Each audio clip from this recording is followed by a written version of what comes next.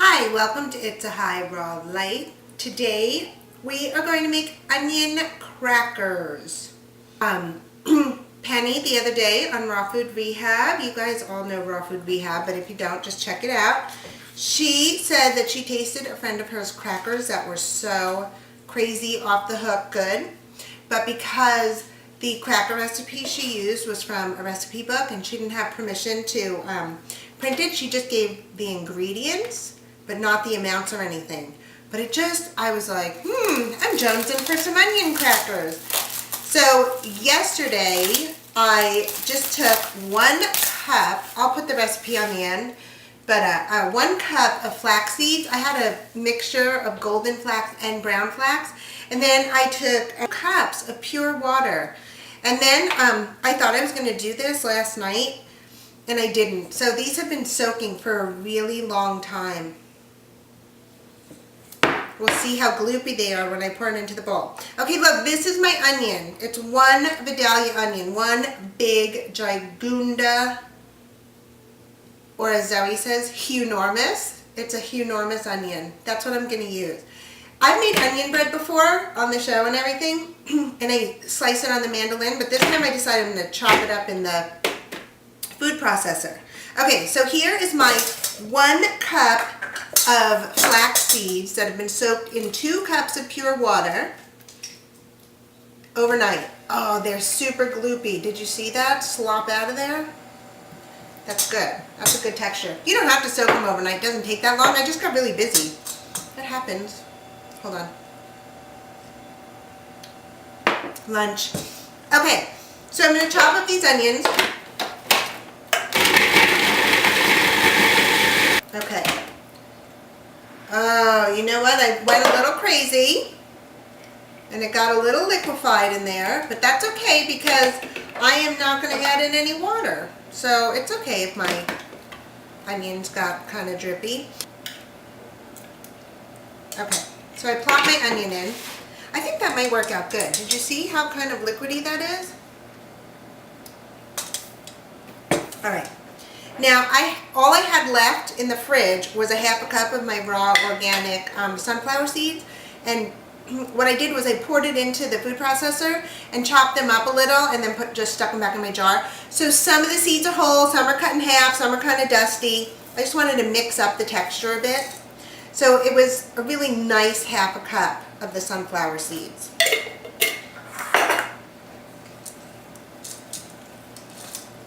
Okay. So to this, we're going to add, I'm going to do 1/2 tablespoon. I was trying to guess how much. I'm going to do 1/2. Oops, spilled it on the counter, but you couldn't see that, could you? 1/2 tablespoon of olive oil. Maybe I'll add more later, I don't know. Now I'm not going to add any salt because I'm putting in, I'm using Organic Tamari. That's a wheat-free soy sauce.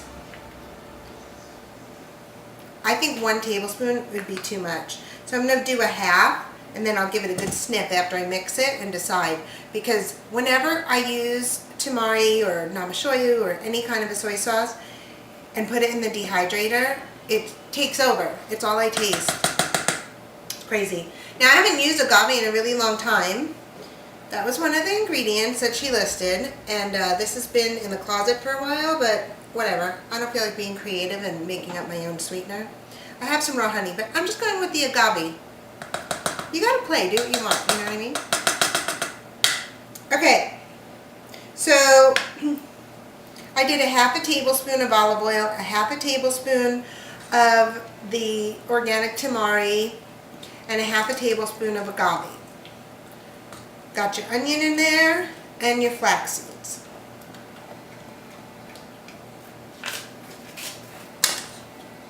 Alright, here's what's happening. It's blended together beautifully. My first instinct would be to add some ground flax to this. But, you know what? I'm going to put in that other 1/2 tablespoon of tamari because I don't smell it, so that's okay. That's a good thing. These ingredients happen to not be very expensive. I know sometimes I make recipes and the ingredients are expensive. These are pretty economical because you could buy a really nice large bag of the flax seeds. And the other stuff is stuff you have, and I paid $1 for that onion. Was it $1? No, I didn't pay $1. I paid like 69 cents. I think it was $1 a pound, something like that. I'm going to get the dehydrator sheet and I'm going to pour it out. And then, here's what I'm thinking. I might put some in the dehydrator this way, and then add ground flax to some and see how that comes out. While I'm pouring this out, let me tell you something I did. Yesterday, I juiced a couple of pomegranates for this recipe I was making in the evening. And the pomegranates were really juicy, which is so nice. And I poured the leftover juice into an ice cube tray. So now I have pomegranate ice cubes, so I can add that to smoothies, juices, or even just a glass of water. I just thought I'd throw that out there. All right, I'm going to do a whole tray like this, and then I think I really am going to add ground flax to the other, and I'll do a whole tray like that. Okay? I'm going to say that there's almost 2 cups of this batter left in here, and I'm going to do a half a cup of flax meal. You know what I'm thinking? Probably more sunflower seeds would have been good. Whatever. If this comes out awesome, then you'll be happy, and I'll give you the recipe.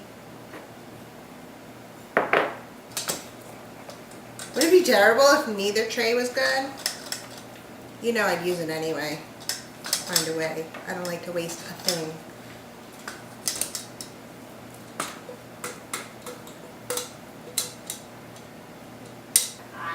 I'm going to put them in the dehydrator at 105 degrees.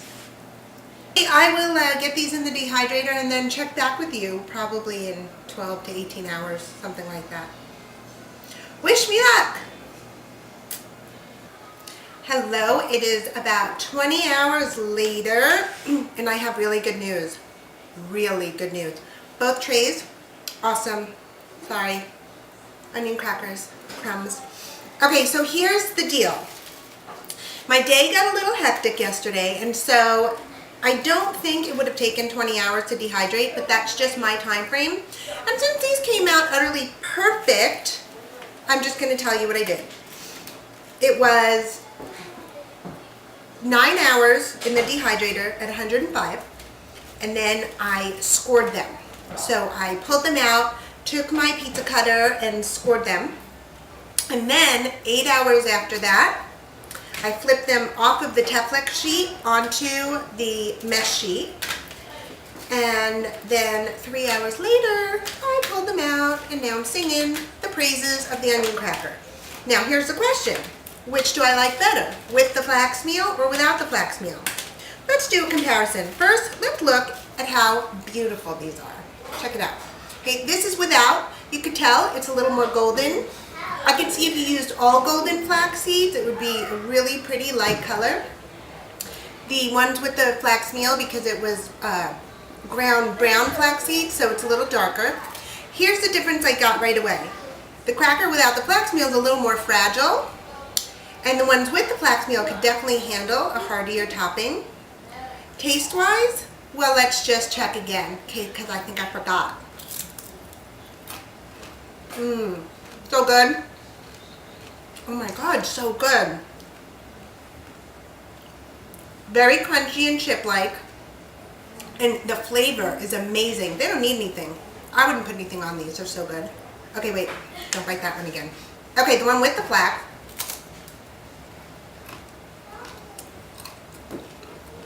It's so good, it's so crunchy. The onion flavor, more intense in the one without the flax meal. Oh my God, you guys make these crackers. I'm going to put the recipe, like I'll type it all out for you and post it at the end of the video. Penny, I think you're gonna like these. My Vidalia onion was not very sweet. You could use any onion. Go for sweeter rather than bitter. But perfect. Everything is perfect about this. I'm in love. I'm in love with onion crackers. See you next time in A Thai Raw Life.